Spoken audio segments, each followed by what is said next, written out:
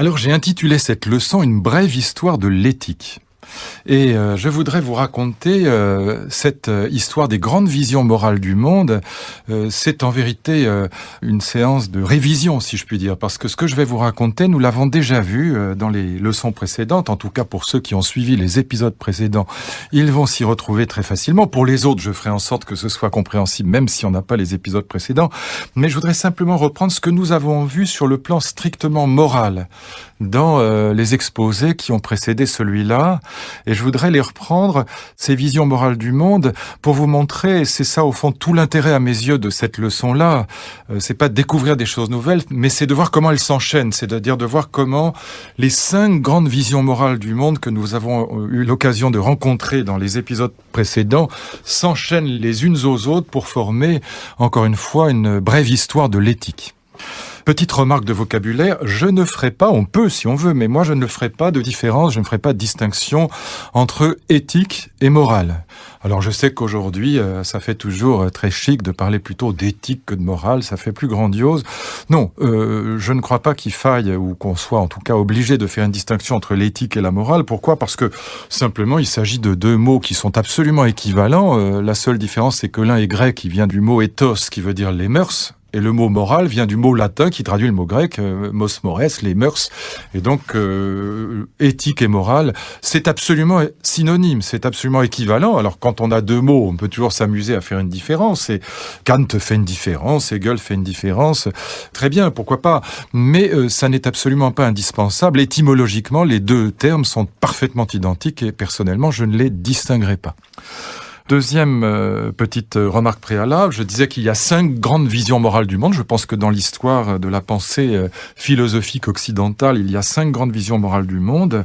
D'ailleurs, si on considérait la pensée orientale, comme nous l'avons fait à plusieurs reprises dans des leçons précédentes, en évoquant par exemple la figure de Gilgamesh ou celle de Bouddha, elle s'intégrerait très aisément, ces visions orientales du monde, dans cette histoire, sans grande difficulté. 5 grandes visions morales du monde. 1. Les grandes morales aristocratiques. 2. La morale judéo-chrétienne. 3. L'éthique républicaine, le premier humanisme, la première vision morale du monde républicaine. Je dirais pourquoi j'appelle ça premier humanisme. Ensuite, l'éthique de l'authenticité, ou on pourrait appeler encore l'éthique de la déconstruction, qui va caractériser le XXe siècle, et notamment pour la France les années 60, les années 1960. Et puis, dernière vision morale du monde, ce que j'appelle le deuxième humanisme, qui se distingue très nettement du premier, cet humanisme que j'ai tenté d'exposer dans un livre qui s'appelle « La révolution de l'amour », et si je le cite, c'est pour son titre que j'expliciterai tout à l'heure. Donc 5 grandes visions morales du monde, l'aristocratie, les morales judéo-chrétiennes, le premier humanisme et l'éthique républicaine, l'éthique de l'authenticité ou l'éthique de la déconstruction, et puis le deuxième humanisme. Donc ce que je voudrais vous présenter, ce sont 5 types idéaux. Je travaillerai comme toujours avec cette perspective de construire des types idéaux, de construire des modèles en quelque sorte, dans lesquels on peut se repérer plus aisément. Je dis quelque chose que j'ai déjà eu l'occasion de vous dire, mais qui me paraît ici particulièrement important, c'est que ces 5 grandes visions morales du monde, elles restent pertinentes pour nous aujourd'hui. On peut les habiter encore aujourd'hui, si je puis dire. C'est la grande différence entre l'histoire de la philosophie et l'histoire des sciences, et de ce point de vue-là, l'histoire de la philosophie ressemble beaucoup plus à l'histoire de l'art qu'à l'histoire des sciences, de même que dans l'histoire des arts, nous pouvons aimer des périodes, des époques anciennes, on peut aimer un temple grec, on peut aimer la peinture hollandaise, on peut aimer la musique de Bach ou de Schumann ou de Chopin, peu importe les exemples, on peut être habité, si je puis dire, des époques esthétiques antérieures à la nôtre. Et bien de la même manière, on peut habiter des philosophies anciennes aussi bien d'une certaine manière que des philosophies modernes ou contemporaines, ce qui n'est pas le cas dans l'histoire des sciences. Dans l'histoire des sciences, quand une théorie scientifique est réfutée, quand elle est démontrée fausse, eh bien on la laisse de côté. Les historiens des idées peuvent s'y intéresser, mais les scientifiques en général ne s'y intéressent plus. Alors évidemment, la cinquième éthique, celle que j'appelle le deuxième humanisme, cette vision morale du monde que je désigne sous l'expression révolution de l'amour ou deuxième humanisme, cette éthique de l'amour, d'une certaine manière, est plus présente aujourd'hui que dans les siècles passés, et donc nous l'habitons, je pense, davantage aujourd'hui, mais ça n'empêche pas d'avoir un intérêt qui peut rester un intérêt actuel et tout à fait présent pour les visions anciennes du monde. J'ai évidemment des amis qui pensent que l'éthique d'Aristote est supérieur à tout. J'ai des amis qui sont thomistes ou augustiniens ou qui sont en tout cas chrétiens ou juifs ou musulmans. On vit dans des visions morales du monde anciennes encore aujourd'hui. Ça n'a rien d'absurde, ça n'a rien d'insensé, d'illégitime, alors que, je ne sais pas, vivre dans la physique de Descartes ou dans la physique de Ptolémée, ce serait assez grotesque aujourd'hui. Alors commençons par l'éthique aristocratique et voyons quels en sont les piliers. Et j'espère que ça va vous rappeler des choses, en tout cas ceux qui ont entendu en particulier le cours sur Platon et sur Aristote. Eh bien, cette éthique aristocratique, elle part de l'idée qu'il existe une hiérarchie des êtres, il existe une hiérarchie naturelle des êtres, c'est le mot naturel étant l'essentiel, une hiérarchie naturelle des êtres entre les bons et les mauvais, avec les moyens au milieu, et que l'ordre juste, pour parler comme les anciens, mais aussi comme on parle aujourd'hui quelquefois dans le monde politique, l'ordre juste, eh bien, l'ordre de la cité juste. La cité juste, c'est la cité qui imite, qui reflète cet ordre ou cette hiérarchie naturelle des êtres. La cité juste, ça n'est pas la cité qui correspond à la volonté générale, comme dit Rousseau, ça n'est pas le choix de la majorité qui importe, ça n'est pas l'élection, le suffrage universel qui compte dans la perspective aristocratique, mais ce qui compte, c'est que les meilleurs soient en haut, les moins bons en bas et les moyens au milieu, comme dans la République de Platon, si vous vous souvenez de ce que nous avions vu à propos de la République de Platon, et si vous ne vous en souvenez pas, c'est pas grave, je vais le rappeler très brièvement pour que tout le monde puisse suivre. Eh bien, dans la République de Platon, il y a 3 classes, il y a 3 ordres, on pourrait peut-être dire 3 castes. Il y a en haut les meilleurs, c'est la fameuse thèse platonicienne du philosophe roi. Le haut de la cité correspond au haut du corps humain, la tête, le nous, comme on dit en grec, l'intelligence, la raison, qui est censée être incarnée par le sage ou par le philosophe. Et pour Platon, il est juste, il est bon que les meilleurs soient en haut. C'est l'aristocratie, étymologiquement aristocratie, ça veut dire le pouvoir des meilleurs. Kratos, c'est le pouvoir, et Aristote, c'est les meilleurs. Eh bien, la cité est juste quand le philosophe qui correspond à l'intelligence est en haut, le philosophe roi. Au milieu, il y a le thumos dans le corps humain. Le thumos, c'est le cœur, le diaphragme, plus exactement. C'est le lieu du courage. Au sens où on dit Richard Cœur de Lion, c'est celui qui est courageux. Le cœur au sens du courage, le thumos, eh bien, la classe sociale qui correspond dans la cité au cœur, au courage, c'est la classe des gardiens, la classe des soldats, la classe des militaires qui protègent la cité et qui font la guerre quand elle est attaquée. Et puis la 3e classe, elle correspond au bas-ventre, au désir, à l'épithumia, comme on dit en grec, les désirs, les appétits matériels qui sont situés, comme on sait, dans le bas-ventre. Eh bien, ça correspond aux esclaves, aux artisans, aux ouvriers, donc à ceux qui font tourner, si je puis dire, la boutique, qui font marcher la cité et qui l'alimentent, c'est le cas de le dire, avec des produits matériels. Et donc la cité est juste quand elle imite l'ordre cosmique, c'est ce qu'on pourrait appeler le cosmologico-politique. La politique est juste quand elle correspond à cet ordre hiérarchisé du monde. Le deuxième trait des éthiques aristocratiques, et ça on verra tout à l'heure comment le christianisme va l'abolir, ce deuxième trait, il est essentiel, c'est que la vertu, au sens moral du terme, arrêtait, on dit en grec, la vertu n'est pas de l'ordre de l'idéal ou du devoir-être. La vertu n'est pas comme nous avons tendance à le penser aujourd'hui, en tout cas comme le pense la morale républicaine dans laquelle nous vivons quand même encore largement. La vertu n'est pas un combat contre la nature pour réaliser un idéal supérieur. Ça n'est pas un devoir-être, comme on dit dans le jargon philosophique, mais la vertu, c'est l'actualisation, et c'est ça, tout le monde aristocratique est là.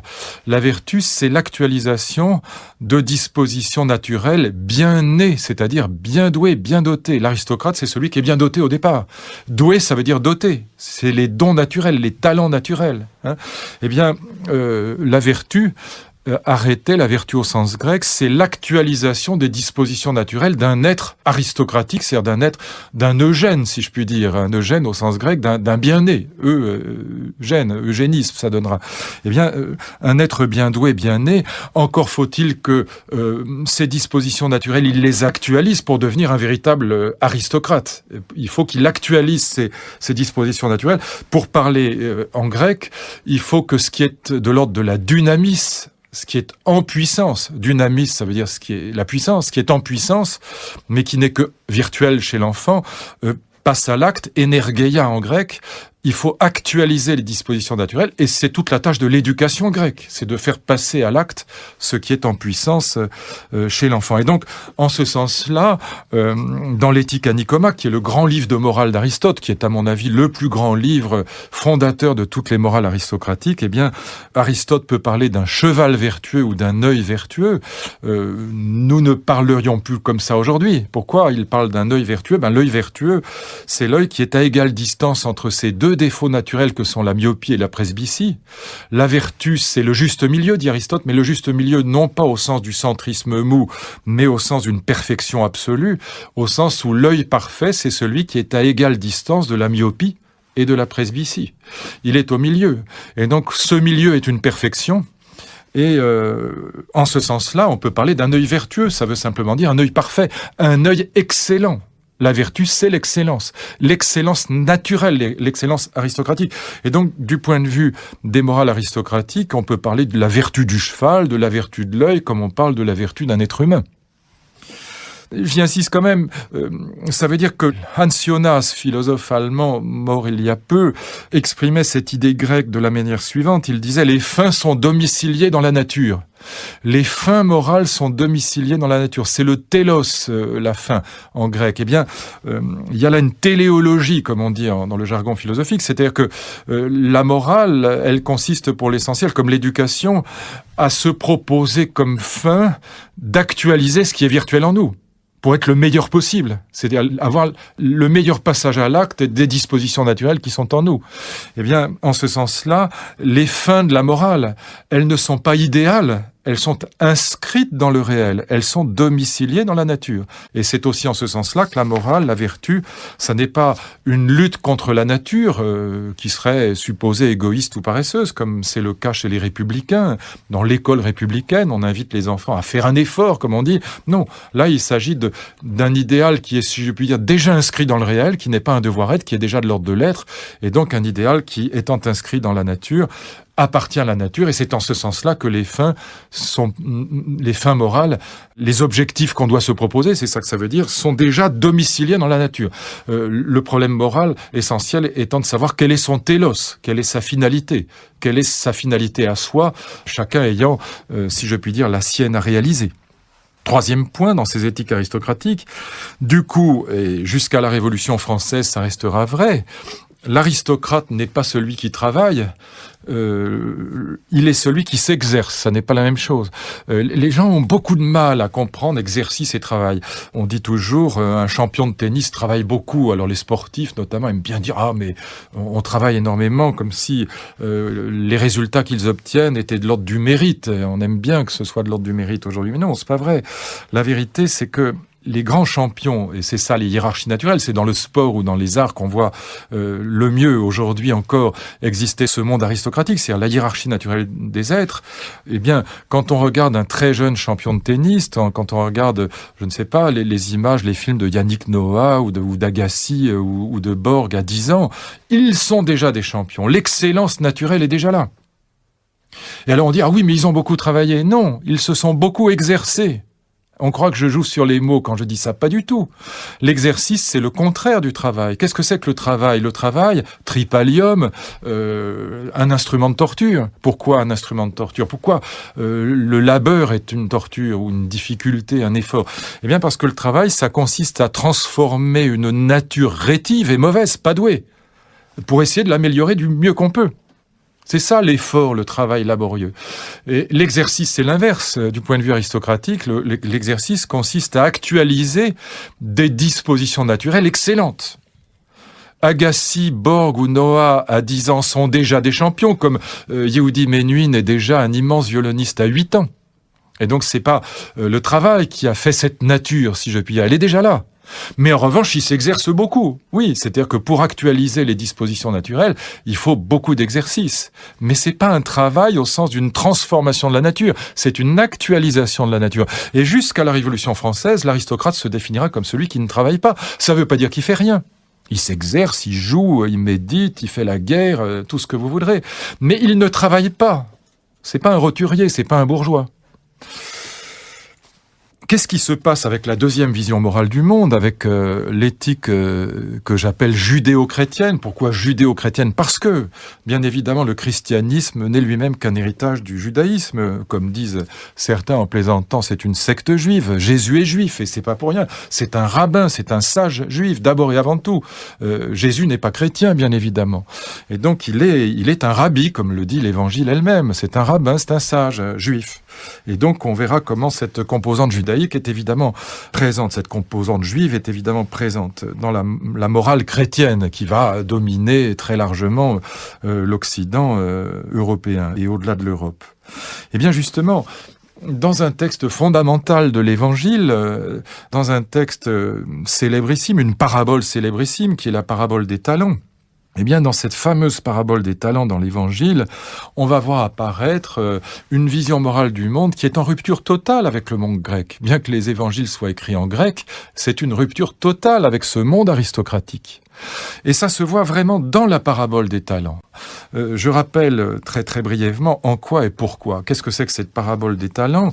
Cette parabole des talents, c'est une parabole qui raconte l'histoire d'un maître, l'histoire d'un seigneur qui part pour un voyage assez long et qui va distribuer à chacun de ses 3 serviteurs un certain nombre de talents. Les talents, les talenta en grec dans l'évangile, comme d'ailleurs dans ce monde de l'époque des évangiles, en grec, les talenta, ce sont des pièces d'argent. C'est seulement d'ailleurs à partir de l'évangile que les talenta, les talents vont désigner non plus des pièces d'argent, trivialement, mais les dons naturels, les talents qui sont des dons naturels. Bon.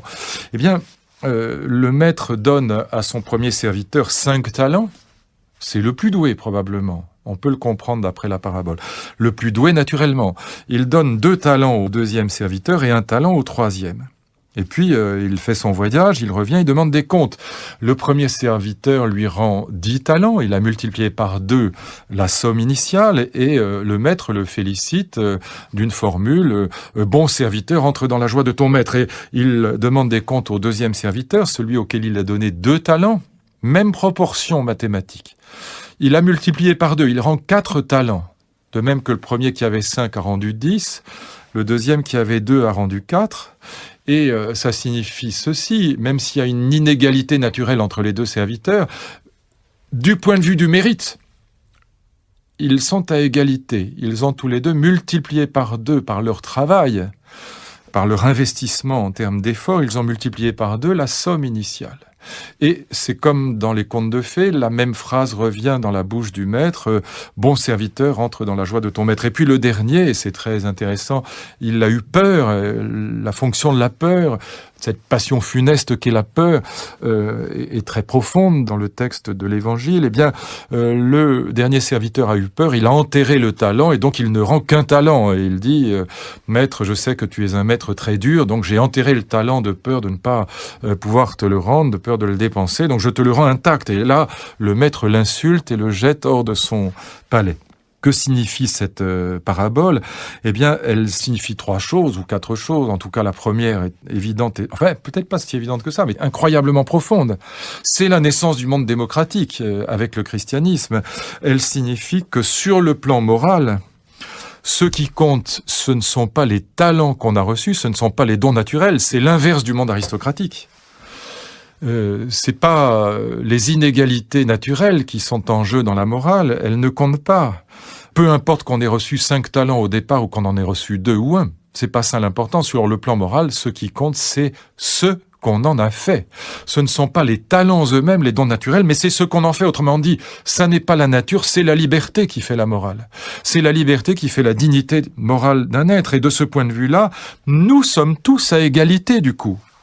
Nous sommes tous à égalité, voilà pourquoi je disais que c'est la naissance du monde démocratique, parce que même si les inégalités naturelles sont très grandes, les uns ont 5 talents, les autres en ont 2 ou 1, reste que ce qui compte moralement, c'est ce qu'on en fait, que de ce point de vue-là, nous sommes tous à égalité. D'ailleurs, dans le droit démocratique, si j'assassine un imbécile ou si j'assassine un génie, je serai condamné de la même manière. C'est pas le talent qui va faire la différence, c'est ce qu'on en fait.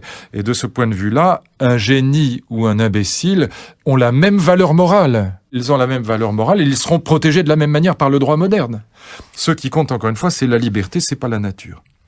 Deuxième point, et c'est ça peut-être l'élément juif fondamental dans cette nouvelle vision morale du monde, eh bien c'est que justement l'homme apparaît du coup comme un être d'antinature. Les fins de l'homme ne sont plus domiciliées dans la nature. La nature, elle apparaît comme caractérisée par 2 traits fondamentalement immoraux, l'égoïsme et la paresse. Si j'écoute ma nature, les autres peuvent toujours attendre.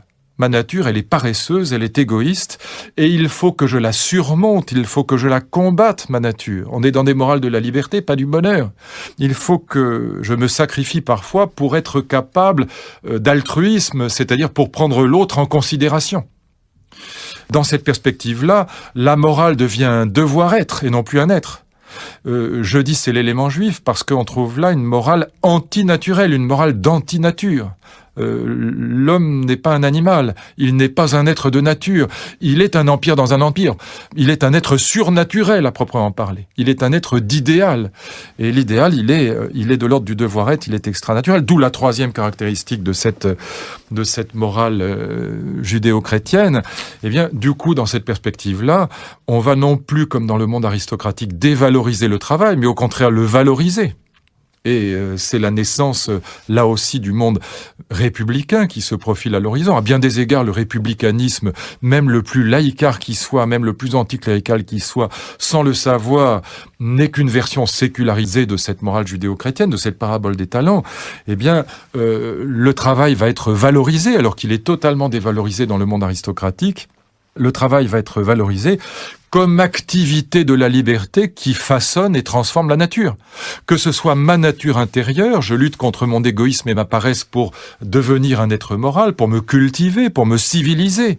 Les enfants ne sont pas spontanément des êtres moraux. La civilité, la citoyenneté, ça n'est pas donné au départ. C'est une lutte permanente contre la nature. La politesse, c'est aussi une lutte permanente contre la nature. Et aussi sur le plan social et politique, un citoyen d'une république, c'est quelqu'un qui travaille, d'abord et avant tout. Celui qui ne travaille pas n'est pas simplement un homme pauvre parce qu'il n'a pas de revenus, c'est aussi un pauvre homme parce qu'il ne se cultive pas, parce qu'il ne se civilise pas, parce qu'il ne se discipline pas. Et c'est la raison pour laquelle, dans ce monde issu du christianisme, ce sont les moines qui vont être les premiers dans les classes cultivées, dans les classes supérieures de la société. Chez ceux qui sont des lettrés, qui lisent le latin et même parfois le grec, eh bien, les moines vont être les premiers à travailler, à ressentir cet impératif de travailler à travers la fameuse parabole des talents, et c'est ce qui nous vaudra des découvertes sublimes telles que le Confidois, la Chartreuse, le Cointreau, l'Isara et le Champagne, dom Pérignon, parce que dans les monastères, on ne doit pas seulement prier, sauf dans quelques monastères très particuliers, on doit aussi travailler, et travailler manuellement, travailler la terre, et encore une fois, les moines inventeront toutes ces belles choses que je viens d'évoquer, et beaucoup d'autres encore, parce qu'ils sont obligés de travailler de leur main, ce que l'aristocrate, évidemment, ne fait pas. On n'imagine pas un aristocrate cultivant la terre. Le moine, lui, doit cultiver la terre. Il doit fabriquer des objets, des fruits du travail, si je puis dire, tels que, encore une fois, les conserves, ou le champagne, ou la chartreuse, ou le cointreau. Et puis peut-être 4e conséquence, eh bien, je l'ai déjà dit, sous une autre forme, je disais c'est la naissance de l'idée d'égalité, donc d'une certaine manière de l'idée démocratique. Encore une fois, la République sera à bien des égards une sécularisation de cette morale judéo-chrétienne, mais c'est aussi la naissance de l'idée moderne d'humanité, contrairement à ce que disent la plupart des manuels de philosophie. L'idée d'humanité ne vient pas des stoïciens. Bien sûr qu'il y a une idée d'humanité chez les stoïciens, mais c'est une humanité qui est encore hiérarchisée, c'est pas une humanité égalitaire, il y a toute une hiérarchie des êtres. Non, là, on voit apparaître l'idée moderne d'humanité, l'idée démocratique d'humanité, c'est-à-dire l'idée de l'égale dignité des êtres humains. Alors justement, venons-en à la troisième vision morale du monde, l'éthique républicaine. Cette éthique républicaine qui va s'incarner donc dans ce que j'appelle le premier humanisme, cet humanisme républicain. Cet humanisme républicain, cet humanisme qui va notamment nous donner à nous Français la Déclaration des droits de l'homme de 1789, mais aussi l'école de la Troisième République avec ses blouses grises, ses plumes sergent-major, ses peut mieux faire, ses bonnets d'âne et ses bons points. Et là, on est bien dans la parabole des talents, dans la méritocratie. Même si Dieu a disparu, la morale chrétienne est restée. Eh bien, dans cette éthique républicaine, dans ce premier humanisme, on va donc trouver une morale du mérite, une morale de l'effort, une morale du travail, et non plus une morale des dons naturels et des talents. Et cette morale républicaine, elle va s'incarner dans un grand texte, chez un très grand philosophe, peut-être le plus grand philosophe moderne, à savoir évidemment Kant. Dans le grand livre de morale de Kant, en vérité il y en a deux, les fondements de la métaphysique des mœurs et la critique de la raison pratique, que j'ai eu l'honneur de traduire. Je ne sais pas si c'est un honneur, en tout cas c'est un gros travail pour le coup. Eh bien, dans cette vision morale du monde que Kant va mettre en place, et qui est la première grande morale non religieuse, on va ici rencontrer ce qu'on pourrait appeler la première morale laïque, c'est-à-dire une morale, même si Kant est chrétien, il ne fonde pas la morale sur la religion. Au contraire, il ne cesse de dire qu'il faut totalement couper la morale de la théologie. On va avoir donc affaire à une morale totalement humaniste, à une morale fondée sur la considération de ce qu'est l'être humain. Eh bien, on va trouver dès la première page de ce petit texte, petit mais grand par l'importance philosophique et par l'influence, que sont les fondements de la métaphysique des mœurs, on va trouver justement dès la première page, on va trouver cette idée que, contrairement à ce que pensaient les Grecs, en tout cas les aristocrates grecs, Aristote et Platon en particulier, eh bien, contrairement à ce que pensaient ces aristocrates, je parle philosophiquement parlant, enfin Platon était un aristocrate aussi sociologiquement parlant, mais je parle de la morale aristocratique,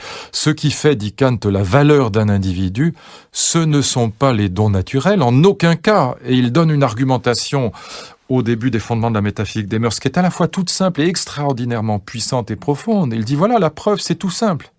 La preuve que ce ne sont pas les dons naturels qui font la valeur morale d'un être, la dignité morale d'un être, le respect qu'il doit nous inspirer, cet être, n'est en aucun cas lié à ces dons naturels. Les dons naturels peuvent nous inspirer de l'amour, ils peuvent nous séduire, nous charmer, ce que vous voudrez, mais le respect moral ne tient pas aux dons naturels. Pourquoi ? Eh bien, dit Kant, et son argumentation est évidemment implacable, elle est très puissante et très simple en même temps, la preuve que les dons naturels, les talents, ne sont pas des vecteurs de moralité, de vertu, c'est que tous les dons naturels, sans aucune exception, peuvent être indifféremment mis au service du mal comme au service du bien. Comme on dit en bon français, corruptio optimi pessima. La corruption, la méchanceté, on pourrait presque traduire, des meilleurs et la pire. Plus vous êtes intelligent, plus vous pouvez faire du mal si vous avez une mauvaise volonté. Si vous êtes animé par une volonté mauvaise et même méchante, si votre projet c'est de faire du mal à autrui, alors plus vous êtes talentueux, plus vous avez des dons naturels, plus vous serez nuisible, moralement parlant. Vous voyez ce que ça veut dire ? C'est curieux parce que très souvent, justement, les spinozistes, par exemple, ne comprennent pas, la plupart du temps, ne comprennent pas du tout la morale kantienne, parce qu'ils ont l'impression que la bonne volonté, c'est très formel. Kant fait l'éloge de la bonne volonté, ça paraît très formel. Alors on dit rigoriste, formaliste, tout ça est absurde. Ce que Kant veut dire est d'une très grande simplicité. Aucun démocrate ne peut s'en affranchir, aucun républicain ne peut s'en affranchir. Quand il dit que seule la bonne volonté est bonne, ça veut dire quoi ? Ça veut dire que les dons naturels en soi n'ont aucune valeur morale. Ils peuvent avoir des valeurs extraordinaires, mais pas sur le plan moral. Sur le plan esthétique, oui, pas sur le plan moral. Mais que la seule chose qui compte, c'est l'usage que nous faisons de nos talents. Et c'est ça la bonne volonté. Si la volonté est mauvaise, alors l'intelligence, c'est une atrocité. Si on utilise son intelligence pour mettre en place des chambres à gaz et exterminer les gens, alors l'intelligence sera encore pire, si je puis dire, que tout ce qu'on peut imaginer. Mieux vaut des crétins que des gens intelligents, s'ils sont animés de mauvaise volonté. Et donc, quand Kant te fait l'éloge de la bonne volonté, ça n'a rien de formaliste ni de rigoriste. C'est simplement pour dire que ce qui compte, c'est l'usage que nous faisons de nos talents, pas les talents eux-mêmes. Et donc, encore une fois, aucun instituteur de la République ne peut s'affranchir de cette vision morale du monde. On valorise en effet la bonne volonté et on dévalorise la méchanceté, tout simplement la volonté mauvaise, c'est-à-dire l'usage des talents pour faire du mal. Et donc, c'est à la fois la fin du cosmologico-éthique, on peut dire. On sort des morales aristocratiques, de cette idée que la cité juste, c'est la cité qui va imiter l'ordre cosmique, pour rentrer dans une vision républicaine du monde. Qu'est-ce que c'est qu'une vision républicaine du monde ? Eh bien, c'est une vision dans laquelle il s'agit non plus de faire en sorte que la cité imite l'ordre naturel et hiérarchisé des talents naturels, mais il s'agit au contraire de faire en sorte que la cité républicaine valorise les mérites, les bonnes volontés, et que cette cité républicaine, elle combatte la nature. Par exemple, pour que les choses soient bien claires, une cité républicaine idéale, une cité républicaine bien faite, ça n'est pas une cité dans laquelle les faibles naturellement, les handicapés, ceux qui n'ont pas de dons naturels très brillants ou qui sont handicapés par la maladie ou qui sont faibles à quelque égard que ce soit, eh bien la cité républicaine idéale, c'est pas une cité dans laquelle on enfonce les faibles. On les met en bas de l'échelle. C'est au contraire une cité dans laquelle on va les aider. C'est une cité dans laquelle on va essayer de compenser les faiblesses naturelles par une aide sociale, comme on dit, par une justice sociale. Voilà l'idée de charité publique qui va s'installer au moment de la Révolution française déjà, et qui va plus tard devenir nos fameux services publics. C'est l'idée que quand quelqu'un est malade, quand il est au chômage parce que il est tombé du toit quand il était charpentier et qu'il ne peut plus travailler, eh bien, la cité idéale, c'est la cité dans laquelle il aura une allocation, une aide publique, on va lui venir en secours, la collectivité va lui venir en secours, et au lieu de pratiquer la sélection naturelle des faibles, eh bien, la cité idéale va compenser en quelque sorte la méchanceté de la nature, si je puis dire, la rudesse de la nature par justement une action qui est antinaturelle, qui est construite, c'est ce qu'on appellera le constructivisme. La République est un artefact. La formule de l'idée républicaine, ma liberté s'arrête là où commence celle d'autrui, eh bien c'est une formule qui est artificielle, qui n'est pas naturelle, et nous savons bien que dans l'école de la République, comme dans les familles républicaines, on va éduquer l'enfant à la civilité. On ne considérera pas que la citoyenneté est quelque chose de naturel. L'être humain n'est plus un animal politique, un zoon politikon, comme le dit Aristote. L'être humain, c'est plus l'animal politique, c'est pas la nature qui fait le citoyen, mais c'est l'éducation qui fait le citoyen. Et cette éducation, elle suppose au contraire qu'on s'oppose à la nature. Spontanément, l'enfant est égoïste, il est violent, il est raciste, il est tout sauf concerné, comme on dit en anglais, par l'intérêt général, et il faut le lui apprendre, il faut l'élever. L'élève, c'est celui qu'on élève. C'est celui qu'on élève, et si on l'élève, c'est par le travail, par l'effort, au nom d'un idéal qui n'est pas un idéal naturel, qui est un idéal artificiel. Et puis, c'est la fin du théologico-éthique, parce que cette morale-là, elle n'a plus besoin de Dieu pour se fonder. Elle est fondée sur l'être humain, comme au sein des parlements républicains, création de l'Assemblée nationale avec la Révolution française, eh bien, comme au sein de cette cité républicaine et de cette représentation nationale qu'incarne le Parlement, on fabrique les lois pour les humains et par les humains.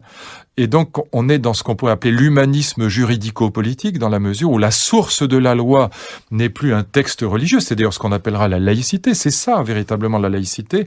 C'est l'idée que la source du droit, la source de la loi, n'est plus une source cosmologique, imiter le cosmos, imiter la hiérarchie naturelle des êtres comme dans les éthiques grecques.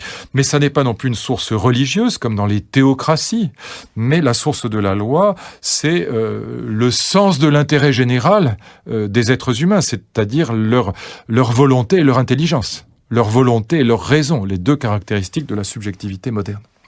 Alors, cet idéal moderne, nous avions eu l'occasion de voir cela à la fois chez Pic de la Mirandole, dans le discours sur la dignité humaine, mais aussi chez Rousseau, dans le discours sur l'origine de l'inégalité. Eh bien, cette dignité humaine, cette vision morale du monde humaniste, c'est-à-dire fondée par les hommes et pour les hommes, cette idée qu'on va construire un ordre humaniste du monde contre la nature, contre la brutalité de la nature, pour la corriger. Cette magnifique idée républicaine, elle repose, comme nous l'avions vu, mais là aussi je vais le rappeler pour ceux qui n'avaient pas suivi les épisodes précédents, sur une anthropologie qui apparaît chez Pic de la Mirandole, c'est-à-dire anthropologie, une définition de l'être humain. de l'essence de l'être humain, si je puis dire, qui apparaît chez Pic de la Mirandole, qui est déjà chez les sophistes, chez Protagoras, comme on le voit dans le Protagoras de Platon, qui va être développé surtout par Rousseau dans le discours sur l'origine de l'inégalité, et qui repose, cette nouvelle anthropologie, sur une réflexion qui apparaît essentiellement au XVIIe, XVIIIe siècle, et notamment à partir de Descartes et de sa fameuse théorie des animaux-machines. C'est une réflexion sur la différence entre animalité et humanité. J'en dis là aussi quelques mots. Et j'aimerais prendre un fil conducteur un petit peu nouveau par rapport à ce que j'avais déjà dit antérieurement dans la leçon sur la naissance de l'humanisme moderne, pour que vous compreniez bien à la fois la grandeur, mais aussi, on le verra tout à l'heure, la faiblesse insigne, l'incroyable faiblesse, l'incroyable vice de forme de ce premier humanisme républicain, de cette première idée républicaine. Et on verra tout à l'heure pourquoi cette idée républicaine a accompagné la colonisation, l'impérialisme notamment en Afrique, et pourquoi cette idée républicaine, ce premier humanisme, alors que c'était un humanisme des droits de l'homme, a été un humanisme qui s'est tout de même accommodé de tout ce que la colonisation, malgré tout, même quand elle était de très bonne volonté, même quand elle apportait des choses au continent africain, charriait d'idées, il faut bien le dire quand même, racistes, en tout cas au minimum très très condescendantes, par rapport en particulier aux Africains, mais à tous ceux qu'on a colonisés, monde arabe, asiatique, etc. Et donc, je voudrais vous présenter les choses pour que vous compreniez à la fois comment ce premier humanisme républicain est grandiose. C'est les droits de l'homme, c'est l'école de la République, c'est magnifique. Et en même temps, comment ce premier humanisme républicain est, encore une fois, affecté dès le départ d'un vice de forme, impérialiste, colonialiste et même, il faut bien le dire, raciste. Du reste, les plus grands, Voltaire, Kant, Tocqueville, tiendront des propos sur les Noirs ou sur les Juifs qui aujourd'hui leur vaudraient les tribunaux, et à juste titre. Pas simplement parce qu'on est politiquement correct, mais parce que vraiment, il y a une représentation de l'altérité et des peuples du tiers-monde qui est une représentation profondément, dans le meilleur des cas, condescendante et en vérité, dans la plupart des autres, raciste. Et il faut voir pourquoi il y a ce paradoxe du premier humanisme qui est à la fois, encore une fois, grandiose. Droits de l'homme, république, magnifique. Il y a encore aujourd'hui beaucoup de républicains en France, et notamment dans l'école et dans la vie politique, et je les estime beaucoup, mais généralement, ils ne voient pas cette faiblesse originaire de leur vision du monde. Et elle est liée à cette anthropologie. Cette anthropologie, prenons-la tout simplement chez Rousseau. Mais on pourrait la prendre chez Pic aussi bien, et après chez Kant, chez Fichte, chez Husserl, chez Heidegger, chez Sartre, et dans l'essentiel de la philosophie moderne. Mais prenons justement l'état des choses chez Rousseau. Que dit Rousseau sur cette différence entre l'humanité et l'animalité? Et voyez pourquoi tout de suite la question de l'animalité va se poser au moment de la naissance de l'humanisme. Il faut bien comprendre pourquoi, c'est pas une question pour classe de terminale. Cette question de l'animalité et de la différence entre l'humain et l'animal, qu'est-ce que c'est que le propre de l'humain par rapport à l'animal, par rapport à ceux que Michelet appelle joliment nos frères inférieurs. Eh bien, cette question de l'humanité, elle se pose pour une raison absolument fondamentale philosophiquement et politiquement. Si on pense que la morale peut se fonder sur l'humain, si on pense que la politique et le droit peuvent se fonder sur l'humain, sur cet humain qui fabrique les lois désormais, indépendamment de la représentation de Dieu ou du cosmos, dans une assemblée nationale, un parlement qui est composé uniquement d'êtres humains et qui ne sont pas forcément des croyants. Nombre d'entre eux sont désormais des athées, et personne n'est obligé d'être croyant dans cette assemblée nationale. Eh bien, si on pense que l'humain est un être de morale, que c'est même le seul qui peut bénéficier de ces fameux droits de l'homme, c'est pas les droits du lapin ou de l'huître, c'est les droits de l'homme. Pourquoi l'homme? Qu'est-ce qu'il y a? Voilà la question fondamentale de l'humanisme. Et voilà pourquoi le débat sur les animaux va occuper une place absolument gigantesque à partir de Descartes et susciter des milliers et des milliers d'ouvrages en Europe. Eh bien, qu'est-ce qu'il y a dans l'humain de si extraordinaire, de si singulier, qu'il soit le seul être moral? Les anges ne sont pas des êtres moraux, ils ne peuvent faire que le bien, si je puis dire, ils ne peuvent pas faire le mal. Pour être un être moral, il faut avoir le choix. Les saints, les anges et les dieux, si je puis dire, ne peuvent pas être des êtres à proprement parler moraux, puisqu'ils n'ont pas le choix entre le bien et le mal. Ils ne font que le bien, les malheureux, si je puis dire. Et de l'autre côté, les animaux n'ont pas le libre arbitre non plus. Alors, qu'est-ce que c'est que cet humain entre les animaux en bas, si je puis dire, et les anges en haut, qui n'est ni ange ni bête, comme dit Pascal, hein, et qui veut faire l'ange fait la bête. On connaît tous cette phrase célébrissime de Pascal. Donc, qu'est-ce que c'est que l'être humain? Et Rousseau a donc une réponse qui est absolument passionnante, qui est géniale, qu'il emprunte à Pic de la Mirandole. Le sachant ou sans le savoir, je ne sais pas, mais en tout cas, c'est la même réponse. C'est l'idée que la vraie différence entre l'humain et l'animal, ça n'est pas l'intelligence. Il y a des animaux très intelligents et des humains très bêtes. Nous ne différons que quantitativement que par le degré entre les humains et les animaux du point de vue de l'intelligence. Et la zoologie, l'éthologie contemporaine lui donneront raison. La différence entre l'humain et l'animal, ça n'est pas non plus la sociabilité, l'affectivité, comme le croit Descartes. Descartes qui pense que les animaux sont des machines, c'est évidemment une absurdité. Les animaux souffrent. Croire qu'ils sont des machines est absurde. Descartes dit que lorsqu'un animal pousse des cris, lorsqu'on pratique une vivisection sur un chien, par exemple, que le chien hurle, ça n'a pas plus de sens que, dit Descartes, le timbre d'une pendule qui égrène ses coups. Eh bien, c'est évidemment une absurdité. On sait aujourd'hui que les animaux souffrent. Aucun biologiste n'en doute une seconde. Et on sait également, et d'ailleurs les expériences sur les grands singes aujourd'hui le montrent très bien, que les grands singes sont tout à fait capables de communiquer.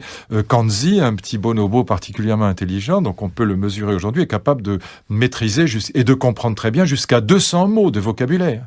Donc là aussi, on diffère essentiellement par le degré. C'est même pas le langage qui est le propre véritablement de l'humain.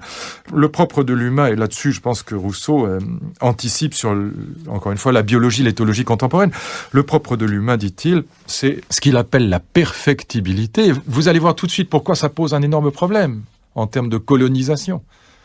Gardez ça comme fil conducteur présent à l'esprit. La perfectibilité, c'est-à-dire l'idée est la suivante, le fait que l'être humain n'étant pas, contrairement aux animaux, intégralement programmé par la nature, programmé au sens d'un logiciel, d'une programmation presque informatique, on dirait aujourd'hui, l'être humain n'étant pas intégralement programmé par la nature, eh bien, il est en excès par rapport à la nature, et c'est ce qui fait qu'il va avoir une histoire.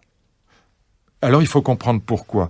Rousseau prend un exemple que j'aime beaucoup, qui est une métaphore, mais c'est un très bel exemple. Il dit, voilà, regardez, dit-il, un chat se laisserait mourir de faim à côté d'un champ de blé ou un champ de riz, parce qu'il est tellement programmé par son instinct naturel de carnivore qu'il ne s'avisera pas de manger du riz ou du blé, alors qu'il pourrait très bien survivre un certain temps en mangeant autre chose que de la viande.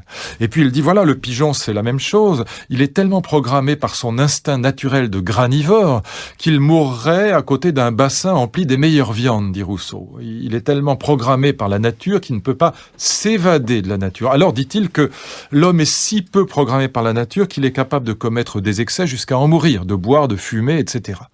L'homme est en excès, Merleau-Ponty reprendra cette idée d'excès, d'écart par rapport à la nature, de différence par rapport à la nature, de transcendance, on pourrait dire. Il est surnaturel, d'une certaine manière. Il est au-delà de la nature. Et c'est cette transcendance par rapport, cet excès par rapport à la nature. La phrase de Rousseau est magnifique, elle fonde toute la politique moderne. Il dit, en gros, chez l'être animal, chez l'animal, la nature parle tout le temps. Vous voyez, au sens où le pigeon granivore est complètement programmé par son instinct naturel, le chat aussi, la nature parle tout le temps. Les petits chats poursuivent les souris depuis des dizaines de milliers d'années de la même manière. Bon, ils sont absolument programmés par la nature. Alors, dit Rousseau, et c'est ça la phrase qui est magnifique et qui fonde la politique moderne, et Rousseau dit, en l'homme, la volonté parle encore quand la nature se tait. C'est ça l'excès de la volonté, de la liberté. Et ça va permettre donc ce qu'il appelle la perfectibilité, c'est-à-dire l'entrée dans l'histoire.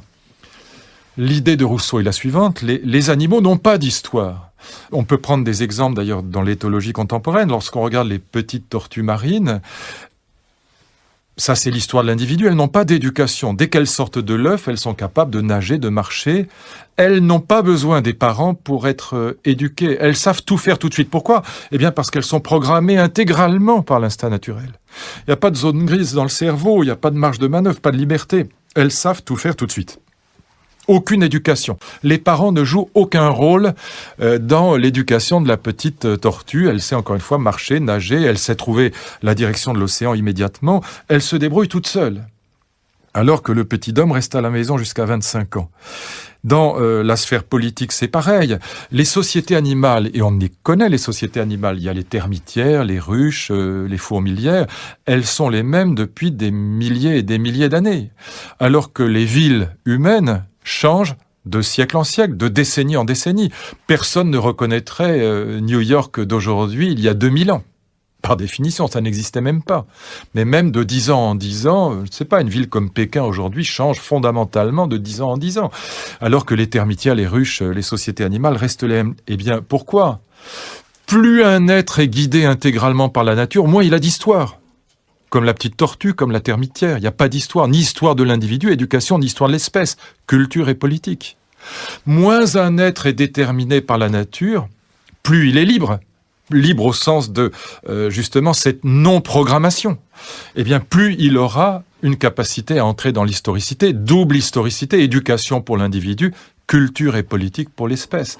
Voilà ce qui va caractériser l'être humain, c'est cette historicité double, triple, on peut dire, éducation, culture, politique, cette entrée indéfinie dans l'historicité, et donc cette perfectibilité, qui fait que le propre de l'humain, dans cette perspective humaniste moderne, on va le dire en des termes très simples, je vais le dire dans des termes très simples, le propre de l'humain, c'est la capacité d'innovation, de rupture avec la tradition, c'est l'idée révolutionnaire qui est là. Comme dit Rabot-Saint-Étienne, un des grands révolutionnaires français, notre histoire n'est pas notre com, nous ne sommes pas programmés par l'Ancien Régime, nous pouvons nous arracher et à la nature et à l'histoire. Les femmes ne sont pas forcément vouées aux fourneaux et aux enfants, aux 3K, comme disent les protestants allemands, Kinder, Kirche, Küche, les enfants, la cuisine et l'église. Non, de même que la femme est un homme comme les autres, elle est donc non programmée par sa nature. Elle peut avoir des enfants, mais elle n'est pas obligée non plus d'avoir des enfants. C'est ce qu'on retrouvera chez Simone de Beauvoir ou chez Elisabeth Badinter. Ce féminisme de la liberté, d'une certaine manière, de l'égalité aussi entre hommes et femmes. La femme est un homme comme les autres. Eh bien, elle signifie cette idée que nous pouvons, nous, êtres humains, nous arracher aussi bien à la nature qu'à l'histoire. La nature n'est pas notre code, l'histoire n'est pas notre code, et donc nous entrons dans une logique de perfectibilité, de perfectionnement constant, et donc dans une logique d'innovation et de rupture permanente avec la tradition. Ça s'appelle l'éducation, ça s'appelle la culture, ça s'appelle la politique. Et là, on retrouve cette idée que la noblesse de la politique, c'est pas d'imiter la nature, c'est de la combattre. Idée qu'on retrouvera, par exemple, chez Elisabeth Badinter aujourd'hui, dans ce féminisme républicain, tout à fait héritier de cette idée humaniste, de cette anthropologie humaniste qu'on voit apparaître chez Rousseau. Donc, conséquence, bien sûr, l'antisexisme, l'antiracisme aussi. Qu'est-ce que c'est que le racisme ? C'est l'idée qu'il existe des races naturelles et que par rapport à ces races naturelles, il y a des attributs, des caractéristiques qui sont communes à tous les exemplaires de la race. L'Africain est joueur, voilà une parfaite proposition raciste. Le Juif aime l'argent, l'Asiatique est fourbe, que sais-je, enfin toutes les imbécilités du racisme. Eh bien, l'idée c'est que les humains sont déterminés par une nature commune, la race. Eh bien, de même que les femmes ne sont pas vouées au fourneau, de la même manière, le racisme va exploser dans la mesure où l'être humain en général, quelle que soit son appartenance à une religion, à une race, à une langue, à une culture, eh bien, il est capable de s'arracher, de s'évader, de s'émanciper. C'est ça la liberté. C'est cette émancipation par rapport aux catégories dans lesquelles on prétend l'enfermer. Comme dira Sartre, dans l'existentialisme est un humanisme, reprenant sans le savoir la même idée, l'idée de Rousseau, il n'y a pas de nature humaine. L'existence précède l'essence. On n'est pas déterminé par une essence qui serait celle du noir, du juif, du bourgeois, que sais-je. Et donc, on n'est pas déterminé par, ou de la femme, on n'est pas déterminé par une essence. L'être humain est libre et c'est sa perfectibilité qui fait qu'il entre dans une histoire sans fin. On est complètement à l'opposé du monde grec. L'histoire n'est plus cyclique. Elle est messianique, si je puis dire. Ça aussi, c'est un héritage du judaïsme, d'ailleurs. C'est une histoire sans fin, c'est une histoire du progrès, c'est une histoire de l'innovation, c'est une histoire de l'émancipation par rapport aux traditions. C'est l'histoire de l'individualisme au bon sens du terme, non pas au sens de l'égoïsme, mais au sens où l'individu va s'émanciper. C'est toute l'histoire de la démocratie des structures traditionnelles. Eh bien, Qu'est-ce qui va, nous faire passer vers la quatrième vision morale du monde, ce que j'appelle l'éthique de l'authenticité, l'éthique de la déconstruction, celle qui sera, inaugurée par Nietzsche en particulier, et puis qui sera développée notamment dans la grande période de la critique de l'Occident colonisateur, notamment dans les années 60, cette critique de l'impérialisme colonial, de l'universalisme républicain première manière, cette critique de l'idée républicaine qu'on verra exploser littéralement, pardon de ce vocabulaire journalistique très peu français, mais c'est pour me faire comprendre, qu'on verra vraiment envahir l'espace public autour de mai 68, cette éthique de l'authenticité ou de la déconstruction du premier humanisme, mais aussi des morales religieuses. En mai 68, on va vouloir en finir avec les morales bourgeoises, qu'elles fussent des morales religieuses ou des morales laïques et républicaines. Les deux vont être critiquées autant par la contestation 68arde, au nom de nouvelles visions philosophiques et morales du monde, les philosophies de la différence, héritées de Marx, de Nietzsche, de Heidegger, de Freud, des philosophes du soupçon. Pourquoi ? Qu'est-ce qu'on va reprocher à cet humanisme première manière ? À tort et à raison. Cet humanisme qui, j'y insiste une dernière fois, avait apporté au monde la déclaration universelle, universaliste, je devrais dire, des droits de l'homme, celle de 1789, qui est la plus belle de toutes. Cette déclaration qui signifie ceci, qui est en rapport avec l'anthropologie que je viens de décrire, ça signifie quoi, la déclaration des droits de l'homme ? C'est que l'être humain a des droits, c'est-à-dire mérite d'être respecté, abstraction faite ou indépendamment de tous ses enracinements dans des communautés particulières. C'est ça la laïcité républicaine à la française. Et c'est une idée magnifique, je le maintiens. L'être humain a des droits indépendamment de toute appartenance communautaire, indépendamment de son appartenance à une race, je parle de la couleur de la peau par exemple, simplement, à une religion, à une nation même, à une langue, à une culture. L'être humain est en excès par rapport à toutes ces catégories. C'est ça sa liberté, c'est ça qui en fait un être libre, qui en fait un être moral, et il mérite d'être respecté quand bien même il serait apatride. C'est ça l'idée de la déclaration des droits. C'est ce que Claude Lefort a appelé l'humanisme abstrait, c'est-à-dire abstraction faite des enracinements communautaires. C'est l'anticommunautarisme républicain, c'est la laïcité qui est là. Très grandes idées. Mais qu'est-ce qu'on va leur reprocher à ces idées, notamment dans les années 60 ? Et déjà, chez Claude Lévi-Strauss, dans un texte écrit dans les années 50, qui a une importance très grande dans l'histoire de la décolonisation, qui s'appelle « Race et histoire », que va-t-on reprocher à cet universalisme européen ? Eh bien, comme je le disais tout à l'heure, c'est que, très étrangement, et c'est pas facile à comprendre, malgré l'invention des droits de l'homme, malgré ce magnifique universalisme républicain, malgré cette idée grandiose qu'il faut construire une cité juste qui corrige les inégalités naturelles, tout ce que je vous ai dit là reste vrai. Eh bien, qu'est-ce qu'on voit chez ces grands représentants de l'idée des Lumières, de l'idée démocratique ? Cet humanisme, c'est l'humanisme des Lumières. Je l'ai appelé premier humanisme, humanisme républicain. J'aurais pu l'appeler humanisme des Lumières. Eh bien, ce qu'on voit apparaître, c'est justement l'idée que, plutôt c'est pas une idée, c'est un constat, que les grands représentants de cette tradition, et les plus grands, les plus magnifiques, Voltaire en France, Kant en Allemagne, Tocqueville encore, écrivent des textes qui nous consternent, qu'on ne peut pas lire sans frémir de honte en les lisant. Ils écrivent des textes sur les Noirs, sur les Juifs, sur les Arabes, qui sont ignobles, pour dire les choses très franchement. Et le pire est peut-être Tocqueville. Et c'est un des plus grands politiquement. Tocqueville écrit un petit texte qui s'appelle « Comment il convient de faire la guerre aux Arabes » et qui est atroce, qui explique comment, par exemple, il faut séparer les mères de leurs enfants très tôt, comment il faut faire brûler les récoltes, comment il faut enfumer les résistants à la colonisation et les exterminer. Enfin, tout ça est illisible aujourd'hui. Et Tocqueville ne serait pas ministre des Affaires étrangères, il serait en prison. Ça fait une légère différence quand même. Eh bien, pourquoi ? Est-ce que c'est un accident de parcours ? Alors je connais l'argument, je l'ai utilisé moi-même 10 fois. Bien sûr, ne sombrons pas, ne tombons pas, défendons un peu ces grands hommes, ils restent très grands, Tocqueville, Voltaire, Kant. Eh bien, ne tombons pas dans les illusions rétrospectives et dans les anachronismes, bien sûr. Gardons-nous de cette faute, bien sûr. Nous ne pensons pas aujourd'hui, et notamment ces questions-là, après la colonisation, et je dirais même surtout après le nazisme, comme avant. Et c'est vrai que nous jugeons beaucoup plus sévèrement, à juste titre d'ailleurs, c'est pas le sujet, mais nous jugeons beaucoup plus sévèrement des propos racistes ou des propos antisémites aujourd'hui qu'avant-guerre, par exemple. Et donc, ne commettons pas d'anachronisme, d'illusion rétrospective. Ce serait évidemment très injuste et surtout très stupide. Mais néanmoins, comment est-ce possible? Comment Voltaire peut-il avoir des parts dans des sociétés esclavagistes et puis par ailleurs être le grand philosophe des Lumières que l'on sait et pourfendre les lettres de cachet, défendre courageusement telle ou telle famille, l'affaire Calas, tel ou tel chevalier malheureux auquel on a arraché la langue, etc.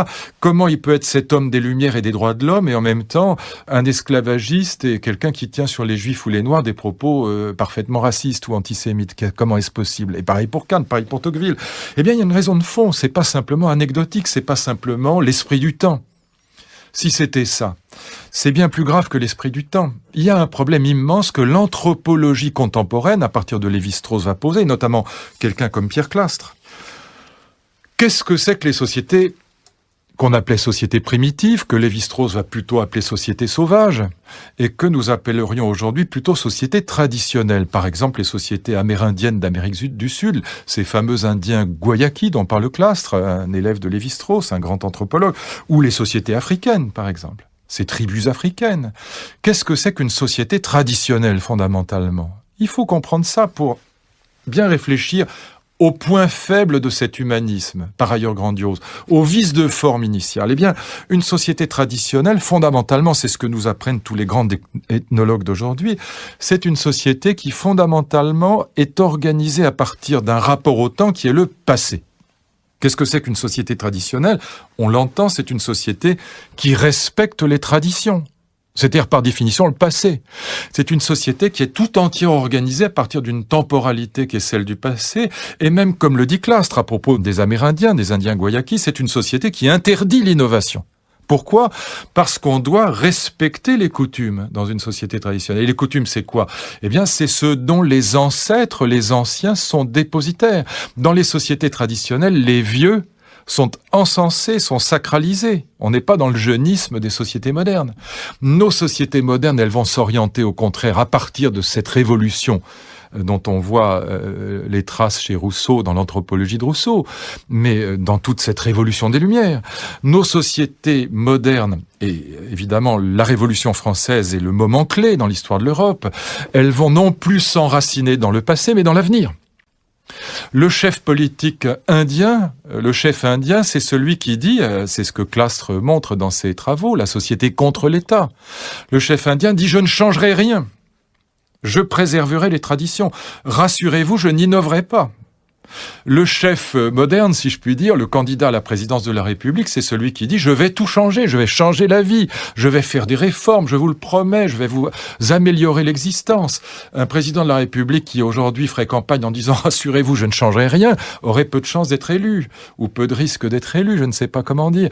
Et on a là quelque chose qui évidemment marque la différence en termes de rapport au temps, c'est très profond, métaphysiquement parlant. La société traditionnelle, c'est celle dans laquelle le respect des coutumes interdit l'innovation. La société moderne, c'est la société dans laquelle notre histoire n'est pas notre code, on fait la révolution, on se débarrasse des traditions et on innove sans arrêt. Ce sont d'ailleurs des sociétés jeunistes, c'est un des effets majeurs. Les vieux sont sans cesse dévalorisés et les jeunes sans cesse sacralisés, le contraire de ce qui se passe dans la société traditionnelle. Alors qu'est-ce que ça change ? Eh bien, réfléchissez à ceci.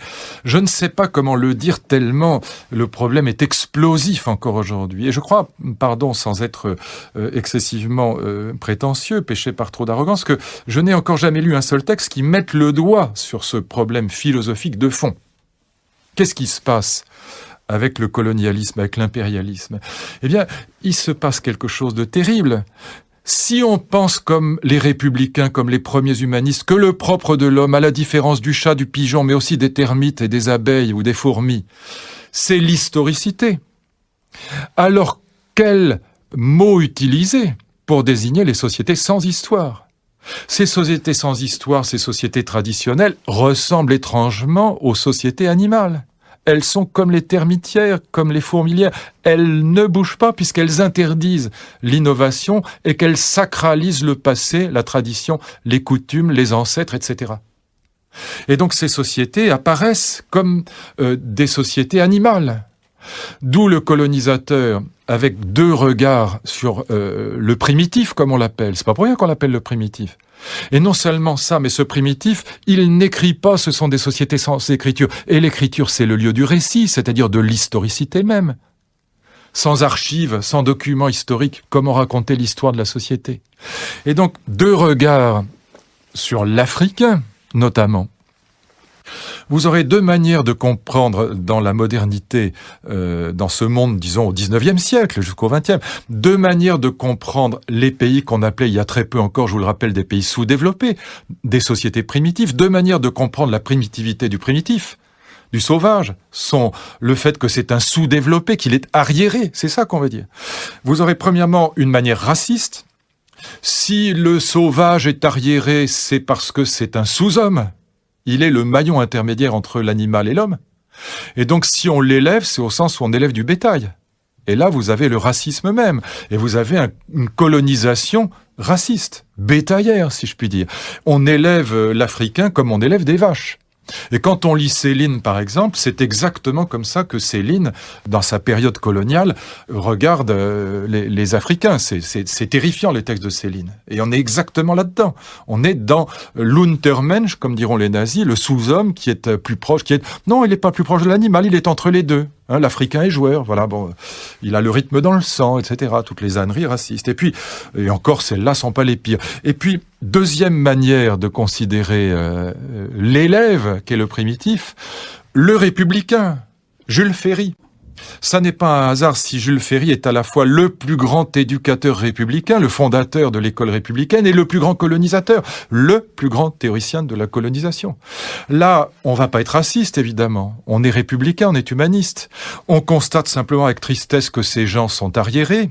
L'homme africain n'est pas rentré dans l'histoire, comme dira un de nos présidents de la République dans un discours célèbre à Dakar. L'homme africain n'est pas encore rentré dans l'histoire. Pourquoi? Eh bien, parce que, comme le disent tous les ethnologues, ça n'a rien de raciste, c'est un constat. Il est dans une société traditionnelle qui n'est pas une société d'innovation. Lévi-Strauss ou Pierre Clastres auraient pu dire cette phrase. L'homme africain n'est pas rentré dans l'histoire, n'est pas une phrase raciste, c'est absurde. C'est pas ça. C'est simplement qu'on constate qu'il n'est pas dans une société moderne, une société orientée vers l'avenir, aspirée vers l'avenir. Et donc, dans cette perspective qui n'est plus raciste, mais qui est quand même condescendante, il faut bien le dire, on élèvera l'Africain, le colonisé, non plus au sens où on élève du bétail, on n'est pas raciste encore une fois, mais au sens où on élève un élève, où on élève un enfant, et donc nos ancêtres les Gaulois, etc. Et donc on est là dans une logique où colonisation et éducation marchent ensemble. Et du reste, dans l'histoire de l'Europe, la colonisation est évidemment une idée de gauche. Jules Ferry, républicain, Durkheim, voilà des grands théoriciens de la colonisation. Et l'extrême droite ou la droite royaliste, elle est hostile à la colonisation. Aujourd'hui, on a oublié ça, mais historiquement, c'est la gauche républicaine qui est favorable à la colonisation parce qu'il s'agit d'apporter la civilisation au genre humain. Il s'agit d'élever cet Africain, il s'agit de l'éduquer. Et donc, vous voyez qu'en ce sens-là, à partir de l'anthropologie de Rousseau, philosophiquement parlant, il y a un vrai problème de fond. C'est ce problème, en effet, de savoir, cette question fondamentale, savoir quel statut accorder à ces sociétés qui semblent sans écriture et sans histoire, que sont les sociétés traditionnelles, et qui du coup semblent se rapprocher des sociétés animales. Si le propre de l'homme c'est l'historicité, quel statut accorder aux sauvages, aux primitifs, comme on dit à l'époque? Vous voyez l'idée? Et c'est très profond. Et donc c'est pas simplement l'esprit du temps qui va fonder la colonisation, et le racisme moderne, républicain si je puis dire, c'est très étrange, c'est qu'il y a dans cette idée républicaine, si je puis dire, un vice de forme, à l'origine. C'est que, voilà, des êtres sans histoire sont forcément arriérés. On n'a pas l'idée qu'on aura beaucoup plus tard, notamment avec Lévi-Strauss, que l'Africain ou le traditionnel, le primitif comme on l'appelle péjorativement, il n'est pas moindre, il est autre, comme on dira. Il n'est pas en dessous de nous, arriéré et sous-développé, il est différent de nous. Voilà, évidemment, ce que va apporter l'ethnologie contemporaine, mais ce sera une autre vision morale du monde. On n'est plus dans l'idéologie républicaine, et donc, quelle que soit la grandeur de l'école républicaine des droits de l'homme et de toute cette première république, il faudrait que nos amis républicains le comprennent, et j'ai beaucoup de respect pour les grands politiques ou intellectuels républicains, je ne vais pas citer de noms, mais enfin, on les connaît, je les estime et je les respecte, mais il faudrait qu'ils comprennent un jour à quel point il y a tout de même, à l'origine, philosophiquement, par essence, une difficulté dans leur vision morale du monde. C'est pas anecdotique, c'est pas juste l'esprit du temps qui expliquerait des dérapages de quelques intellectuels. Non, c'est radicalement qu'il y a un problème de fond. D'où cette période des années 60 qui va, je dirais les choses un peu brutalement, mais passer de l'autre côté du cheval. En abandonnant l'école républicaine, les principes de la République. Sur le plan scolaire, ce sera le fameux débat entre pédagogues et républicains. On va abandonner, on va critiquer l'école républicaine comme on va critiquer le colonialisme. Ce sera, au fond, la grande période de la décolonisation. On va critiquer, encore une fois, cet humanisme européen, cet humanisme des Lumières, cet humanisme républicain, au nom du droit à la différence. Au nom du droit à la différence, avec, évidemment, c'est là que je dis qu'on passe de l'autre côté du cheval, cette conséquence funeste qu'on va passer du droit à la différence des droits. C'est-à-dire qu'on va abandonner l'idée républicaine, la res publica, au profit d'une différence des droits, notamment avec les politiques de discrimination positive, d'affirmative action, comme on dit aux États-Unis, de parité, etc. Et donc là, on va entrer dans une logique du droit à la différence. Toutes les philosophies des années 60 héritées de Nietzsche et de Heidegger, donc chez Foucault, chez Derrida, chez Deleuze et d'autres, et même chez Lévi-Strauss, sont des philosophies de la différence, où on fait l'éloge, on sacralise la différence. Et donc, on va tellement sacraliser la différence qu'on va en abandonner complètement l'idée républicaine. Donc je cite dans mon livre « La pensée 68 » des quantités de phrases, par exemple de Foucault, expliquant que l'universalisme républicain, c'est l'horreur absolue. C'est vraiment ce qu'il faut combattre parce que ça ne fait pas droit aux individus. Et donc on va rentrer dans ce que j'appellerais, c'est la 4e vision morale du monde, l'éthique de l'authenticité. Qu'est-ce que ça veut dire ? On peut la comprendre. Et encore une fois, ce sera l'arrière-fond de toutes les idéologies pédagogistes qui vont fleurir avec la rénovation pédagogique héritée de 68 dans les années 70. De quoi s'agit-il ? Eh bien, il s'agit à la fois de refuser la morale aristocratique, avec l'idée que tout se vaut. Comme dira Alain Finkielkraut dans La défaite de la pensée, contre cette vision pédagogiste du monde, il dit voilà, du point de vue des pédagogues, du point de vue de cette éthique nouvelle, que moi j'appelle éthique de l'authenticité, une paire de bottes vaut Shakespeare, c'est-à-dire que c'est le moment où la musique populaire, le rock, les variétés cette musique va être mise sur le même plan que la musique classique. On dit toujours, c'est à l'époque où ce slogan fleurit, il n'y a pas de grande musique et de petite musique, il y a de la bonne musique, et alors la variété vaut Bach ou Beethoven, et puis c'est l'époque où toutes les pratiques sexuelles vont être mises sur le même plan. C'est d'ailleurs une très bonne chose à certains égards. Ce sera aussi le féminisme et la libération des homosexuels, mais il n'y aura plus de pratiques sexuelles orthodoxes et d'autres hétérodoxes. Sur le plan culturel, les grandes civilisations européennes, occidentales vont être mises sur le même plan que les civilisations amérindiennes, africaines, etc. C'est la naissance du musée, le musée du Quai Branly, le musée des arts premiers. Donc on mettra les arts premiers, le masque d'Ogon sur le même plan qu'un temple grec ou qu'un Vermeer ou qu'une œuvre de Bach. Donc on mettra toutes les civilisations sur le même plan. Il y a plus de grande musique et de musique populaire. Il n'y a plus de grande littérature et la BD est mise sur le même plan que Shakespeare ou Stendhal. Et puis voilà, toutes les civilisations se valent dans une logique d'égalité. Donc on est dans une éthique anti-aristocratique. Et puis aussi, on est dans une éthique fondamentalement anti-républicaine et anti-méritocratique. D'abord parce qu'il y a le droit à la différence que la République réprouve, mais aussi parce que on va rentrer dans cette logique nouvelle selon laquelle le but de l'école n'est plus d'élever l'enfant, et c'est pourquoi il s'appelait un élève, de le monter d'un niveau N à un niveau N+1. C'est-à-dire étymologiquement de l'aliéner, de le rendre autre que ce qu'il était au départ.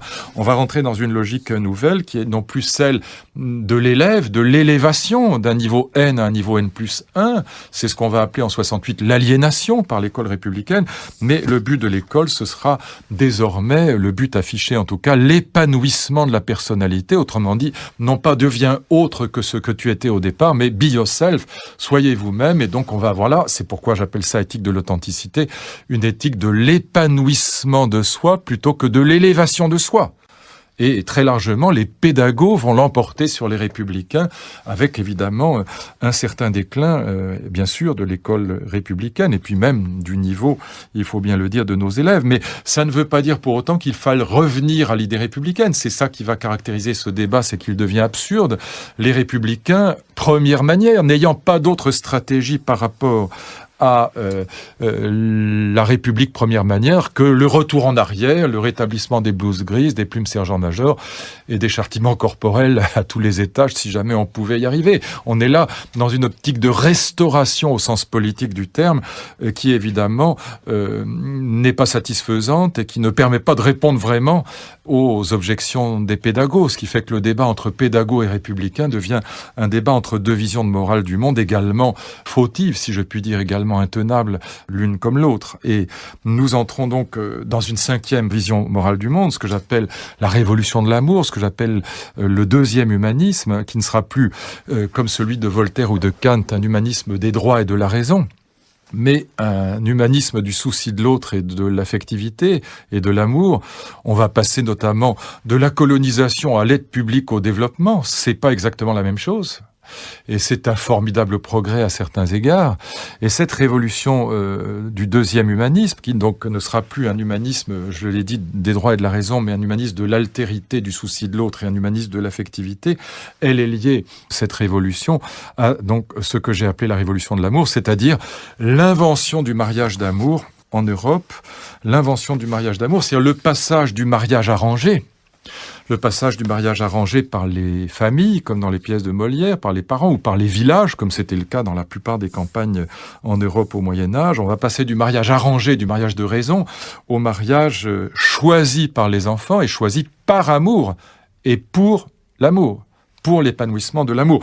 J'ai raconté cette histoire dans mon livre, La Révolution de l'amour. Je n'y reviens pas. Ce qui m'intéresserait plutôt, et ça, je ne l'ai pas vraiment encore fait, c'est d'évoquer davantage que je ne l'ai fait auparavant, les conséquences de cette révolution, de ce passage, encore une fois, du mariage arrangé au mariage d'amour. Il y a des conséquences évidentes, celles-là, je les ai déjà indiquées dans ce livre. Bien sûr, première conséquence sociologiquement très importante, l'invention du divorce, fondée le mariage sur le sentiment, sur la passion, c'est fonder le mariage sur quelque chose qui est beaucoup plus fragile que dans les sociétés traditionnelles, où on fondait le mariage sur la transmission du nom, la transmission du patrimoine, et puis sur la biologie et l'économie. Il fallait fabriquer des enfants pour faire tourner la ferme. C'était du solide, et quand on ne s'aimait pas, c'était pas un motif de divorce. Si on fonde le mariage sur la passion amoureuse, on le fonde sur quelque chose qui est très fragile et variable. Et voilà pourquoi, en effet, 60% de nos mariages d'amour se terminent par un divorce. Deuxième conséquence très importante, bien sûr, un amour des enfants comme jamais dans l'histoire de l'humanité. Alors que, oui, pour l'essentiel quand même, au Moyen-Âge, très souvent en tout cas, il faudrait raffiner, nuancer, mais c'est quand même globalement vrai. Ce que montrent les grands historiens du Moyen-Âge comme Jean-Louis Flandrin, comme Edward Shorter, comme Ariès, eh bien, la mort d'un enfant est souvent moins importante que celle d'un cheval ou d'un cochon. Aujourd'hui, la mort d'un enfant nous apparaît comme la chose la plus atroce qui puisse arriver dans une famille, sauf exception, il y a toujours des exceptions, mais globalement, c'est cette révolution-là. Eh bien, ce sur quoi je voudrais conclure, à propos de cette nouvelle vision morale du monde, alors il faudrait, et je l'ai fait dans un autre CD, une leçon, un exposé entier pour expliciter ces caractéristiques, mais ce qui va véritablement sur le plan politique, sur le lien entre morale et politique, caractériser cette cinquième vision morale du monde, c'est l'émergence d'une problématique politique nouvelle, qui est la problématique des générations futures. C'est-à-dire le fait suivant que les deux grandes idées qui avaient animé la politique moderne depuis 2 siècles, disons pour parler simplement l'idée révolutionnaire à gauche, encore très présente en mai 68, et l'idée nationale à droite, nationaliste à l'extrême droite, je dirais, et l'idée nationale républicaine à droite, dans la droite républicaine, eh bien, dans les années 60-70 encore, par exemple, le grand journal des gaullistes s'appelle La Nation, et à gauche, en 68, tous les jeunes gens sont tous les 68ards révolutionnaires. Alors, ils sont révolutionnaires de manière différente. Il y a des trotskistes, des communistes, des maoïstes, des anarchistes. Mais enfin, ils sont tous reliés par l'idée de révolution. Et quand on regarde aujourd'hui, on s'aperçoit que ces deux grandes idées de la politique moderne, l'idée de nation à droite, l'idée révolutionnaire à gauche, ont pratiquement disparu d'Europe. il y a là quelque chose de très frappant, c'est qu'elles ont disparu, non pas au profit d'un désenchantement du monde et d'une ère du vide, comme disent certains de mes amis, mais ces idées politiques fondamentales ont disparu au profit d'une idée nouvelle qui va s'installer, à mon sens, de plus en plus, c'est en tout cas la prédiction que je fais, qui est le souci des générations futures, c'est-à-dire la question de savoir quel monde nous allons, nous les adultes, prendre la responsabilité de laisser à nos enfants. Cette problématique, les écologistes ont mis le doigt dessus, c'est un de leurs mérites, c'est à mon avis l'un des rares mérites des écologistes, mais c'est un grand mérite que d'avoir compris que la question des générations futures allait devenir la question cruciale. Pourquoi est-ce un grand mérite ? Parce que ce sont les seuls dans la vie politique moderne, et ça, c'est un vrai grand mérite. À cause de cette question des générations futures, c'est-à-dire quel monde allons-nous laisser à ceux que nous aimons le plus, à savoir nos enfants ? Eh bien, d'avoir commencé à combattre le fléau des temps modernes, qu'est le court-termisme, que ce soit chez les actionnaires des grandes entreprises, que ce soit dans la vie politique moderne, où on est soumis à la démocratie d'opinion médiatique qui fait qu'un président de la République aujourd'hui ne voit guère plus loin que le bout de son nez, il ne voit pas la vie politique au-delà de 3 mois, pour dire la vérité. Il n'y a que dans les pays totalitaires comme la Chine, ou en tout cas policiers autoritaires, qu'on peut faire des plans de bataille à 10 ans, mais dans un pays comme la France, on est vraiment au jour le jour, et là, c'est terrible. Et ce court-termisme dans le monde économique va désindustrialiser nos pays au profit de la victoire du capitalisme financier sur le capitalisme industriel. Et puis, dans la vie politique, il va, ce court-termisme, soumettre complètement et de plus en plus la vie politique au court-termisme, c'est-à-dire à la démocratie d'opinion. Et donc, on a là quelque chose que le souci des générations futures permet de contrebattre, permet de contrecarrer d'une certaine manière, parce qu'on va être obligé de réfléchir à long terme. Alors, le souci des générations futures, ça n'est pas seulement l'écologie, évidemment. C'est aussi la question de la dette publique, c'est la question de la régulation financière, c'est la question du G20, c'est la question de l'avenir de la protection sociale dans ce jeu de dumping social qu'on appelle la mondialisation. Donc ce sont toutes les grandes questions politiques qui vont se réorganiser autour de cette problématique des générations futures. Et pour conclure la conclusion, je dirais, on pose souvent la question, on me la pose à moi, mais je pense que beaucoup de gens se la posent aussi à eux-mêmes, la question de savoir s'il faut réenchanter la politique. Est-ce qu'il faut donner du rêve dans la prochaine campagne électorale ou les prochaines campagnes électorales ? Est-ce qu'il faut donner du rêve ? Est-ce qu'il faut réenchanter le monde politique ? Non, je ne crois pas. Il faut en tout cas réfléchir un peu autrement. La politique n'a été enchantée qu'à 2 conditions. La première condition, c'est que le politique, l'homme politique, le chef d'État incarna des valeurs transcendantes, supérieures et extérieures à l'humanité. Qu'est-ce que c'était que ces valeurs transcendantes ? C'était notamment pour la politique moderne, la nation à droite et la révolution à gauche. Les grands hommes politiques traditionnels, si je puis dire, incarnaient soit l'idée nationale, soit l'idée révolutionnaire, soit les deux. Quand De Gaulle est mort, la presse titrait « La France est veuve » parce que De Gaulle incarnait l'idée de nation. Et l'idée de nation est supérieure à la somme des individus, à la somme des Français. La France, c'est plus que la somme des Français, si je puis dire, dans l'esprit nationaliste. Et aujourd'hui, de quel homme politique, s'il mourait, un journal pourrait titrer « La France est veuve » sans prêter à hurler de rire, pour dire les choses franchement. Du temps de De Gaulle, ça passait encore. Aujourd'hui, on ne voit pas qui pourrait susciter, ou j'allais dire mériter un tel titre. Et donc, il fallait que, encore une fois, l'homme politique incarna des valeurs transcendantes, supérieures et extérieures à l'humanité, que ces valeurs fussent les valeurs de la nation à droite ou les valeurs de la révolution. Et quelquefois les deux. Hitler, c'était à la fois, le nazisme, c'était à la fois la révolution conservatrice et le nationalisme allemand. Staline, c'était la révolution tout court, si je puis dire. Mais ces grands hommes, alors détestables ou admirables, mais que furent De Gaulle, Churchill, Staline ou Hitler, incarnaient des idées supérieures aux individus. Il fallait 2 conditions pour que la politique soit enchantée, qu'il y ait des valeurs supérieures aux individus. Puis la deuxième condition, c'est qu'au nom de ces valeurs, les individus soient prêts à se sacrifier, à partir, comme on dit, la fleur au fusil. Faire la guerre, comme Péguy, mourir en masse dans les tranchées, 53 millions de morts pour la Deuxième Guerre mondiale, et puis tous les grands leaders totalitaires, Staline, Hitler ou Mao, 70 millions de morts pour la révolution culturelle chinoise. On a là quelque chose qui montre que ces valeurs transcendantes, elles étaient aussi des valeurs sacrificielles. Ça donnait du sens, mais à quel prix ? Donc quand on dit aujourd'hui, il faut redonner du rêve, il faut réenchanter la politique, est-ce qu'on est prêt à prendre les deux ? C'est-à-dire, oui, le rêve, très bien, mais est-ce qu'on est prêt à prendre aussi les 2 conditions que je viens d'évoquer, les valeurs supérieures à l'humanité et le sacrifice avec ? Ce qui est passionnant dans cette révolution de l'amour, dans ce deuxième humanisme, c'est qu'il nous propose en quelque sorte du sens, et du sacrifice d'ailleurs, mais pas du sacrifice mortel, mortifère. Il nous propose des considérations de long terme, mais sans que pour autant on soit dans des valeurs transcendantes par rapport à l'humanité, ni dans du sacrifice atroce. Le souci des générations futures, c'est transcendant parce que ça transcende le présent. On n'est plus dans le court terme, on est dans le moyen ou le long terme. Donc on transcende le primat court-termiste du présent et métaphysique du présent, pour parler comme Heidegger. Mais on le transcende sans pour autant aller chercher des valeurs supérieures et extérieures à l'humanité. Il s'agit des enfants, de nos enfants, des générations qui viennent. Et pour le politique, c'est pas un égoïsme, c'est pas ses enfants à lui, c'est les enfants en général. C'est les générations qui viennent. Et donc on a de la transcendance en un sens, mais pas de la transcendance au sens d'une extériorité par rapport à l'humain. On reste dans l'humanisme, c'est un deuxième humanisme, c'est pas un abandon de l'humanisme. Il y a du sacrifice. Il va falloir faire des sacrifices, évidemment, si on veut maintenir la protection sociale. Mais c'est pas le sacrifice de sa vie qu'on va nous demander ou qu'on doit nous demander. C'est simplement d'être capable, dans une logique de long-termisme, si je puis dire, de prendre en compte ceux que nous aimons le plus, ces générations qui viennent, ceux dont nous soucions le plus, pour, en effet, faire des sacrifices, peut-être travailler plus, que sais-je. Je ne vais pas entrer dans de la politique politicienne, mais il est certain que, dans le cadre de la mondialisation, si on veut défendre le même niveau de protection sociale, défendre ce mixte de liberté et de bien-être que nous avons créé dans nos vieux États-providence européens, il faudra faire quelques sacrifices. Mais pas le sacrifice de sa vie, ni le sacrifice de celle des autres. Pas de guerre de tranchées, pas de bombe atomique.